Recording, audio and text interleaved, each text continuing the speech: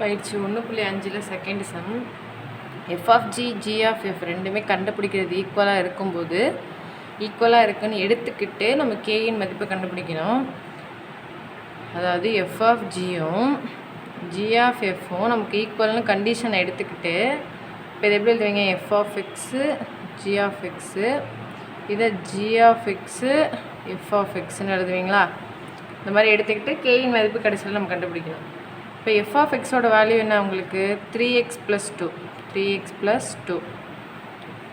G of எக்ஸோட value என்னது? 6x - k. மாதிரி இங்கே 6x - k, இங்கே 3x + 2. இது வந்து எஃபோட வேல்யூ, இது ஜியோட வேல்யூ, இது ஜியோட வேல்யூ, இது எஃபோட வேல்யூ. எடுத்து எழுதிட்டோமா?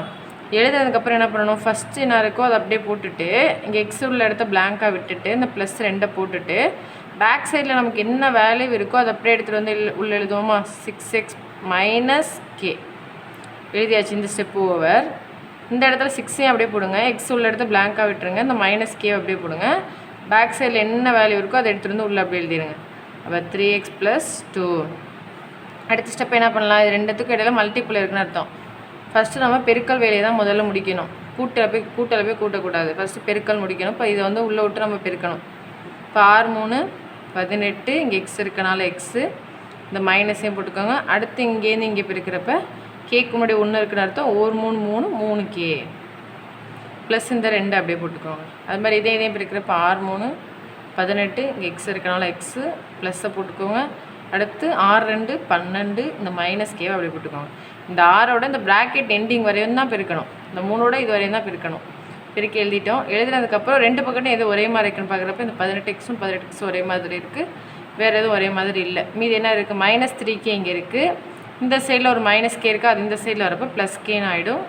இங்கே உள்ள நம்பர் எது என்ன இருக்குன்னு பார்க்குறப்ப 12ன்னு இருக்குது. இங்கே உள்ள +12 அந்த சைடில் போகிறப்ப +2 அந்த சைடில் போகிறப்ப -2ன்னு ஆகிடும். இப்போ நமக்கு ரெண்டில் ஒரு வேல்யூ மைனஸாக இருந்தாலும் மைனஸ் பண்ணணும். இப்போ இந்த இது நம்ம எழுதுனதுக்கப்புறமா அடுத்த ஸ்டெப் என்ன பண்ணணும்? இங்கே -2 3k இருக்கா? அந்த -3kலேருந்து இந்த 1k போணுச்சுன்னா மீதி நமக்கு என்ன கிடைக்கும்? -2 × kன்னு கிடைக்கும். ஈக்குவல் டு 12ல் 2 போனால் 10ன்னு வரும். அடுத்த ஸ்டெப் என்ன வரும் நமக்கு? கேவை அப்படியே வச்சுட்டு ஈக்குவல் டு இந்த 10 அப்படியே போட்டுக்கோங்க. இந்த சைடில் உள்ள -2 இங்கே பெருக்கல்ல இருக்கிறது இந்த சைடில் போகிறப்ப நமக்கு வகுத்தல் -2 ஆகும். 1 2 2 I 2 10ன்னு அடித்து கொடுத்தீங்கன்னா k = -5ன்னு கிடைக்கும். இப்போ செகண்ட் சம் பார்க்குறோம். இதில் வந்து என்ன நம்ம கண்டுபிடிக்கணும்? எஃப் ஆஃப் ஜியும் ஜி ஆஃப் எஃப்பும் ஈக்குவல்னு நம்ம கண்டிஷன் எடுத்துக்கிட்டு கேயோட வேல்யூ தானே கண்டுபிடிக்கணும். k = என்னன்னு சொல்லி தான் நம்ம கண்டுபிடிக்க போகிறோம். இப்போ எஃப் ஆஃப் ஜினா first f of x composite g of x, இங்கே g of x composite F of எக்ஸ்ன்னு எடுத்து எழுதிட்டோம். எஃப் ஆஃப் எக்ஸோட வேல்யூ என்ன? 2x - k. ஜி ஆஃப் எக்ஸோட வேல்யூ என்ன? 4x + 5. இப்போ ஜி ஆஃப் எக்ஸோட value 4x + 5. Composite F of எக்ஸோட வேல்யூ நம்ம எல்லாத்தையும் அப்படியே பார்த்து நம்ம அப்படியே பிரதிவிட்டுற வேண்டியதான். எழுதுனதுக்கப்புறம் ஃபஸ்ட்டில் உள்ளதில் எக்ஸ் எங்கே இருக்கோ அந்த இடத்த பிளாங்காக விடுங்க. ஃபஸ்ட்டு 2 எழுதிடும், எக்ஸ் இருக்கிறத பிளாங்காக விட்டாச்சு, -k. இந்த இது முடிஞ்சிருச்சு. இந்த இடத்துல பேக் சைடில் என்ன வேல்யூ இருக்கோ அதை எடுத்துருந்து உள்ள அப்படி எழுதிடுங்க. 4x + 5 = 4 அப்படியே வச்சுக்கோங்க. எக்ஸ் இருக்கிறத பிளாங்காக விடுங்க, +5 போட்டுக்கோங்க.